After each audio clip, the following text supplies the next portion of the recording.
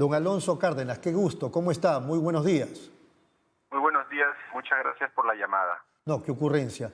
Cuéntenos, estamos en una situación lógicamente complicada, no necesito ser redundante, ya lo dije hace unos segundos, pero queremos su impresión respecto de lo que debiera hacer el gobierno con su nuevo gabinete de cara a todos estos problemas que nos embaten.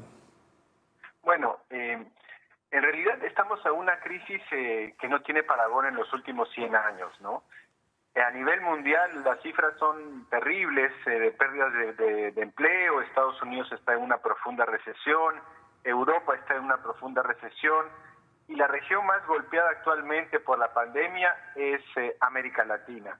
Y el Perú, en el contexto latinoamericano, parece ser el más golpeado, no solo a nivel sanitario por la cantidad de contagiados que tenemos per cápita, sino también por el número de fallecidos, como muy bien señaló una revista británica, y también en el campo económico. El Banco Mundial ha estimado que nuestro país va a ser el que más caiga a nivel económico en la región. Entonces los retos para el gabinete cateriano son pero gigantescos, ¿no? Como yo mencionaba en mi columna, es el reto más importante que tiene en su carrera política. Y acá hay varios elementos que vale la pena destacar. Creo que el primero y el que no se ha hecho mucho eco es que el premier actual, el señor Cateriano, tiene una investigación abierta en la Fiscalía de la Nación, ¿no? Un tema parece ser un sobrecosto de la compra de 24 helicópteros rusos que actualmente está en el despacho de Zoraida Ábalos. ¿Qué decidirá la fiscal de la Nación? Bueno, se sabrá en los próximos días, ¿no? Pero también tenemos un problema muy grande en el tema laboral, ¿no? Hace pocos días el Instituto Nacional de Estadística e Informática señaló que se habían perdido 55% de puestos de trabajo, el equivalente más o menos a 2.600.000 puestos. Y eso es, pues, no tiene, digamos, parangón en nuestra historia reciente. Y será el nuevo ministro de Trabajo el que tenga que lidiar con esta situación tan, pero tan complicada, ¿no? También tenemos otro tema que es la reforma política.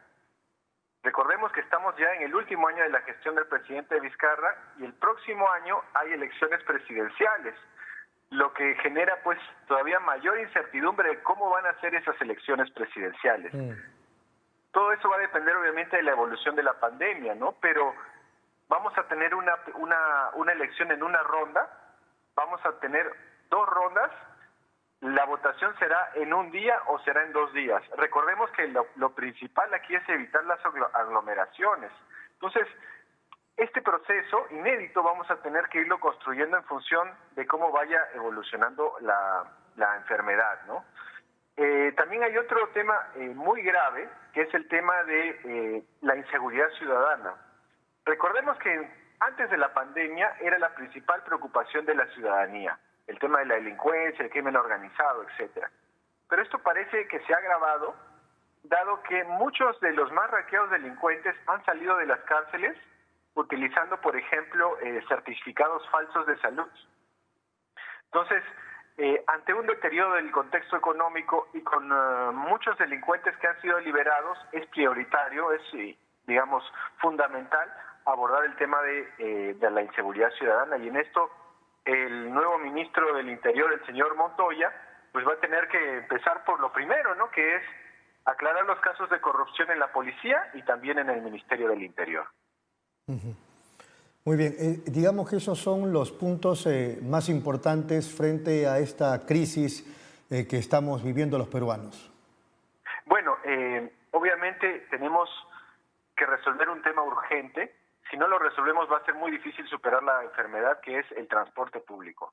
Recordemos que la evolución de los puntos de contagio se ha dado de los bancos, ¿no?, con las enormes colas para cobrar los bonos, a los mercados, y de ahí ha pasado el transporte público. Entonces, tenemos que gestionar de una mejor manera el transporte público. Las imágenes que se han visto en redes sociales y en medios de comunicación denotaban que el distanciamiento social no se estaba respetando. Claro, el transporte público, el transporte interprovincial, que acaba de empezar, junto también con el transporte aéreo, y a eso hay que sumarle lo que se supone debe empezar el día 20, que son los restaurantes, que ha motivado la queja esta mañana de la ex ministra de Salud, Patricia García.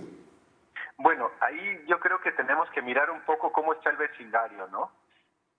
Buenos Aires, que tiene una situación de la enfermedad muchísimo más controlada que nosotros, ha vuelto al confinamiento, al aislamiento social. Bogotá, que también tiene una situación mucho más controlada que nosotros, también los han vuelto a la cuarentena. Entonces, yo creo que no debemos descartar que en unos días o en unas semanas tengamos que volver a la cuarentena, porque realmente la situación está sumamente complicada, ¿no? Países vecinos como Chile, como Colombia y como Argentina han decidido volver a la cuarentena total con una situación, digamos, un poco mejor que la nuestra. Bueno, creo yo que no deberíamos descartar una opción como esa, ¿no? Siendo una posibilidad el tema de la cuarentena, en principio lo que se debiera hacer no sería acaso no seguir abriendo más actividades y, por ejemplo, los restaurantes que estaban programados para el 20, para su atención presencial, que esperen y como que también deben esperar otras actividades. Claro, pero nosotros no podemos dejar a la gente en abandono, ¿no? Si nosotros vamos a iniciar, por ejemplo, algún proceso de cierre de la economía nuevamente, esta capacidad y esta plataforma de distribuir los bonos económicos tiene que acelerarse. Bueno, a propósito del tema de los bonos, ayer conversaba con Héctor Béjar aquí en Pulso Informativo y él decía dos cosas frente a la situación que estamos viviendo. Uno, la atención primaria en salud, que ya lo están empezando a hacer, pero fíjese cuántos meses después. Y dos, decía él, habría que llevarle comida a través de la Fuerza Armada, llevarle comida a la gente que no tiene ni para comer, que estamos hablando de los sectores más empobrecidos del país. Yo creo que ahí hay tres temas fundamentales. El primero, que yo estoy totalmente de acuerdo y se debió hacer desde el principio, es una distribución masiva de alimentos en las zonas más vulnerables, alimentos no perecederos, porque recordemos que muchos de estos hogares no tienen refrigerador, utilizando no solamente a las Fuerzas Armadas, sino también la capacidad logística del sector privado, porque el sector privado es experto en distribuir, alimentos no perecederos hasta en el último rincón de nuestro país. Otro tema que se tiene que hacer con urgente prioridad. Allí tendríamos que discriminar o no, porque las evidencias de todos estos últimos tiempos nos han demostrado que hay sector privado y sector privado. Eso claro, no podemos ponernos una venda en los ojos y decir, no importa, ahora que estamos en crisis todos. Y yo creo que no, porque como los municipios que hemos visto que han corrompido, sus traslados de víveres a la gente y al final no les ha llegado, lo mismo puede suceder con estos trampositos que nos han sacado la vuelta a nosotros o al país en general. Pero es evidente que hay otro sector de empresarios, yo conozco a varios de ellos, que podrían poner su grano de arena y aportar muchísimo en el tema. ¿O no importan esos asuntos de corrupción? Pregunto. No, lo que pasa es que, el sector privado vinculado con los alimentos, o sea, si usted va al último rincón del asentamiento humano más alejado de la capital, va a encontrar una bodega donde hay comida. Y esa comida no llega volando, sino hay una capacidad logística, un músculo de distribución que tiene el sector privado y que el Estado, pues, desgraciadamente no tiene, ¿no? Obviamente que tiene que haber toda la rigurosidad. Sí, pero no ha respondido a mi pregunta. Yo le decía, ¿habría que, frente al apoyo que debiéramos recibir del sector privado, discriminar o no? Por supuesto que sí, ¿no? Por supuesto que sí, porque hay sectores y empresas que ya están siendo investigadas por sonados casos de corrupción, ¿no? Pero también hay empresas que creo yo que podrían aportar muchísimo, sobre todo en la distribución de los alimentos, ¿no? Y hay un tema que yo quería mencionar, que es, creo yo, también fundamental, que es sincerar las cifras de cuántos contagiados tenemos. Yo he estado analizando a nivel internacional. Cuando usted dice sincerar las cifras, da la impresión, o de repente a eso se refiere, que el gobierno, y por lo tanto no estamos hablando de Vizcarra solamente, sino de todo su equipo, están escondiendo las cifras. pero el día de su juramentación o tras la juramentación, la doctora Pilar Macetti, que cuenta con el respaldo de mucha gente, dijo que eso no es verdad, que no hay ningún ocultamiento de cifras y que a ella le consta y que más bien el ministro anterior había creado una comisión para investigar un subregistro que querían saber los del gobierno de dónde venía y si tenían algún asidero, porque si era así, para también considerarlos en la cifra oficial que presenta el gobierno. Claro, pero yo más que un ocultamiento, yo me refiero al método. Correcto. Porque, por ejemplo, Argentina, Colombia, Chile, México, Francia, prácticamente los países más serios, en ninguno de esos casos se mezclan pruebas rápidas con pruebas moleculares con la contabilidad oficial.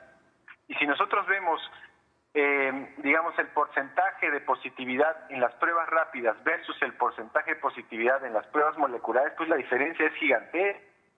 Estamos hablando de 15% en unos y casi 40% en el otro.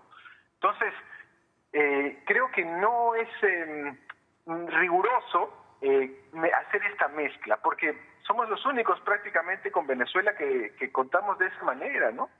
Creo que deberíamos más bien impulsar todavía más un mayor porcentaje de pruebas moleculares, porque esas sí no tienen prácticamente margen de error, ¿no? Correcto. A eso me refería. Correcto. Entonces, estamos ante la posibilidad de una situación más complicada para el país, pero, señor Alonso Cárdenas, no hay que apagar la luz, tenemos que seguir adelante. No, definitivamente, ¿no?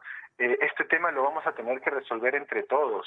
Y yo creo que el Congreso, el Poder Ejecutivo, los diferentes estamentos del Estado, la sociedad civil, el sector privado, todos nos tenemos que poner la camiseta porque o salimos todos a flote o nos hundimos todos a flote, o nos hundimos todos, ¿no? Correcto, está clarísimo. Señor Cárdenas, ha sido muy amable, muchas gracias. Muchas gracias por la llamada, muy buenos días. No, qué ocurrencia. Gracias a don Alonso Cárdenas.